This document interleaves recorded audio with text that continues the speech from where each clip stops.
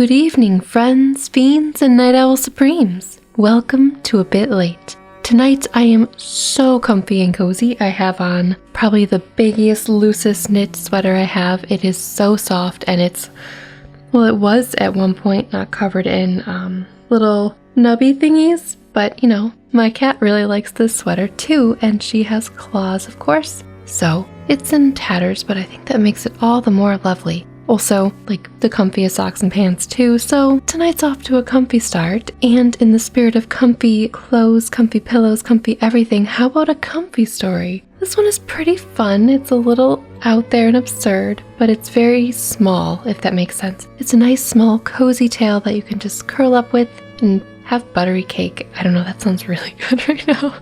But I hope you're having a wonderful evening, and if you're not, clear your mind, clear your head, clear your heart, and let's make it a good evening now. So gather your tea and cakes if you also want that about you. Summon those animal familiars and make a blanket fort of sorts. And follow me into the fairy tale, The Goose Girl and the Blue Gander. Once upon a time, there was a goose girl who tended her flock in a green meadow. The meadow was dotted with forget-me-nots and yellow buttercups, and the sun shone down on it. Maybe that's where I got butter cake from. Her geese were fine blue geese and uncommonly knowing. She should have been the happiest goose girl in all the world, but she was not. She thought not of the beautiful meadow, nor of her geese that were a pleasure to tend, for they were so wise and always did her bidding. But instead, this goose girl wept every day because she longed to marry a certain lord who lived in a gray stone castle at the top of a high hill. That's like exactly the opposite of her life right now. She has colorful meadows, yellow buttercups, green hills, blue sky, and a valley, and he's in a gray stone building. Also, has she met him? I guess the grass is always greener, except for when it's stone. I don't know. Anyway, all day long she sat looking at this castle, and her eyes could see nothing else for the admiration of it. She dreamed dreams 100 times a day in which she married the lord, and was cross with her geese because she had to tend them. Wow. It's good to have dreams though, of course, don't get me wrong, but Now, when the lord of the castle went riding by the green meadow, this silly goose girl would run after the carriage, shouting his name and throwing bouquets of wild flowers to him. But alas, the carriage always whirled by so quickly that the lord had not heard her, and the bouquets of wild flowers fell in the dust by the roadside. Each time the goose girl wept and threw sticks at her geese because she had been disappointed until they fled to shelter. Don't take it out on them. Good grief, girl. Maybe stand in front of the carriage next time. I don't know. It is the stupid coachman's fault, said the goose girl to herself one day after she had chased the carriage for a long distance. My lord is within, of course, and he cannot hear me, for the windows of glass shut out all sound. She knew that maidens often wrote letters when they were unable to obtain speech with those whom they fancied, and she resolved to write to the lord of the stone gray castle. Does she know his name? Does he know she exists? Not that that part matters, but is he married? I'm assuming he's not, but how would she know if she only sees him in the carriage? In the back of the carriage at that. Anyway, super responsible, but she spent her year's earnings on some pink paper with red hearts lovingly entwined on the border. And that her letter might be colorful and splendid, she bought also some purple ink. Whew, pretty penny for that pink paper and purple ink. Does sound nice though, purple ink. Then the goose girl sat before a flat rock and strove to compose such a letter to the lord that he would stop his carriage the next time he rode by the meadow. But she would still be chasing him, like letter or no letter. There's still the issue of her obtaining enough time with him to give him something, a bouquet, attention, a letter. Anyway, in her mind, she fancies, the first day he will ask me to ride with him, and the second day he will ask me to wed him. That's pretty fast, thought the goose girl as she sat gazing at the stone gray castle. The third day I shall ride with him a bride to yonder castle, where I shall dwell forevermore and have naught to do with geese but to eat them roasted. I hope she didn't say that out loud. They might turn on her. It's not that kind of story, don't worry. Her geese, thinking perhaps she had spread on the rock something fine to eat, wait, I thought they were smart, crowded around her, but she drove them off. They bothered her, and she wished to give her mind to the letter. One large blue gander remained near in spite of her angry motions and cross words. Defiant blue gander. The Goose Girl was about to begin her letter when she remembered that she had brought no pen. Bummer, man, all that purple ink and nothing to write with.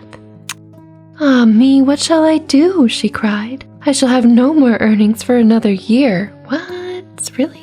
That's a long pay cycle. And by that time my lord shall be wed to some fair maiden, and I will surely die of a broken heart. She covered her face and wept aloud at her misfortune. Suddenly she began to laugh instead. Oh, that I should be so foolish, she exclaimed. Here, waiting my hand, I have 100 pence. She seized the large blue gander and plucked a fine quill from under his wing. But no sooner had she done so than the bird began to speak. It is this kind of fairy tale. That is not right, declared the gander. You have taken what belongs not to you, but to me. Put back my quill, or I shall be vexed. How do you just put it back, though? And who is there to care? Replied the Goose Girl rudely. Wow.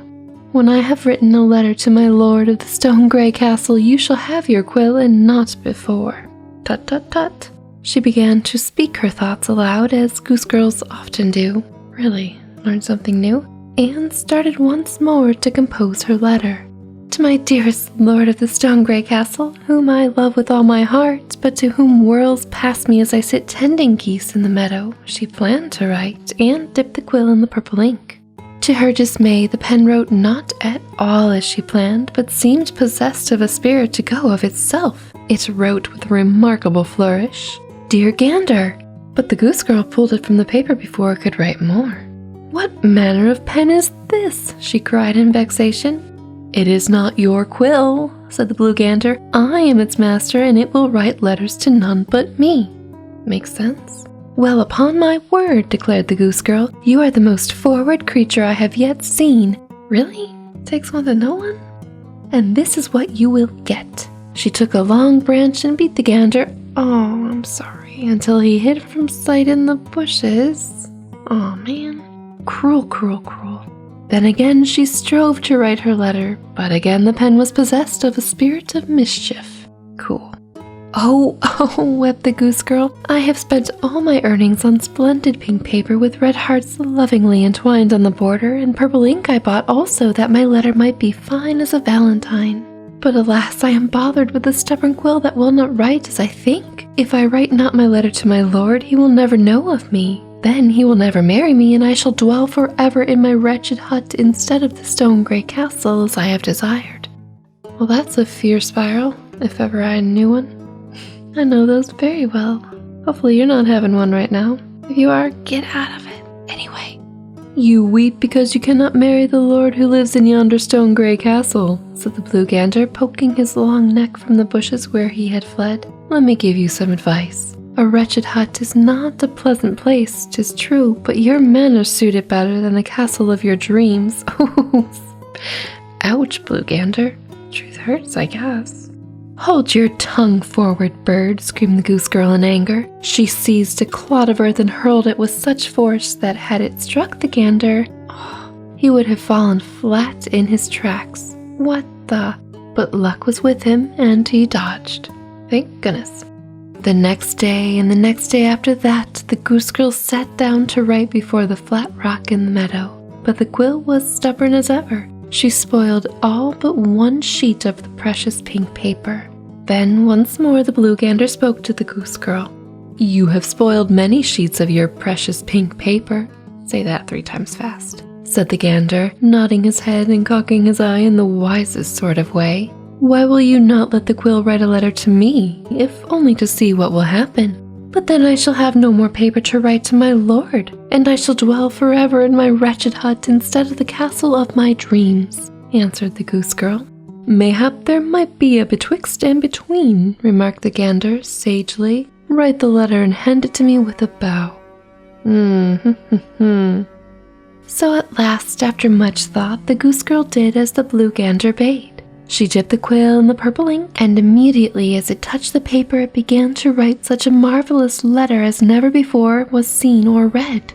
It called the Blue Gander all manner of tender names and vowed he was handsome and knowing. And at the end, this remarkable quill wrote the Goose Girl's name with a flourish so fine that she was pleased in spite of herself. She folded the letter and handed it to the gander with a bow. No sooner had she done this than the Blue Gander spread its wings and flew away in the clouds. And in his place stood a handsome shepherd lad dressed in blue corduroys. He had 100 sheep in the fold that followed him, and in his hand a bag of silver. Wow, what luck! "Dearest Goose Girl, wilt be mine?" asked he. "Yonder is my cottage, where I am sure we will be very happy." The Goose Girl was amazed at the change. But so handsome was this young shepherd lad, and so winning of speech and manner, that all thoughts of the Greystone Castle and the Lord tumbled out of her head. That was really quick. A lifetime of obsessing about this castle. He must be really handsome, like gorgeously handsome. Okay. Or she's bewitched because she wrote a letter. She gazed with delight at the little cottage to which the shepherd lad pointed. Blue smoke, of course, was curling from its chimney, and a bluebird, of course, was singing in a cage beside the kitchen door. "We shall be married at once, shepherd lad of my heart." Of my heart? You've been pining for him for a minute, she answered him sweetly. "I shall make you girdle cakes for your supper." So indeed, the Goose Girl and the shepherd were married and went on to live in the little cottage. Indeed, for all that I know, there they may be living to this day, for I have met no one who has ever told me of the death of either.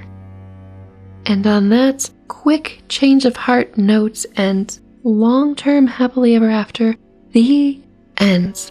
Okay, wow. So, see, simple fairy tale, so small, 2 characters, 3, more. So, was the goose always a shepherd lad, and the other geese were his flock of sheep? So the sheep were transformed into animals like double? And okay, so even though the gander also gets really hurt by this girl, he still really likes her and still accepts her marriage proposal to him. Well, no, her attention letter to him, I guess it is. Her saying, "Wow, you're the best, Gander. Even though you're writing this, you're possessing my hand, it's your quill." Interesting. This is an interesting story. There's like no one way to look at it, and that's pretty neat, I think. But if you encounter a blue gander, don't pluck its quill to write a love letter to the Lord of the Stone Castle unless, well, I don't know, if you want to meet the most handsome human you've ever encountered, maybe do that then, but be kind to animals. Good grief. Ugh. But on that confusing, confounding, and interesting note, I do hope you have a wonderful evening, and if you're off to sleep, awesome, enjoy it. There's so many more stories and adventures to be had on this channel, so check one out if you'd like. We got so many ghost stories now. I'm in the middle of reading The Turn of the Screw by Henry James, which is the book that The Haunting of Bly Manor is partly based on, so you will see some familiar characters in that. And it's quite a long read, and there's a lot of old words, so if that's your style, check those out. We also, of course, have oodles and oodles of fairy tales and your ghost stories and Alice in Wonderland full book and a few video game videos like Skyrim, or basically right now it is just Skyrim lore, but hoping to expand on that in the future. But I hope you're having a wonderful evening. Now off to sleep and dream what you will, or stay a while and enjoy another tale. Whichever you choose, I'll speak to you again. And until then, stay spooky, my friends. Good night.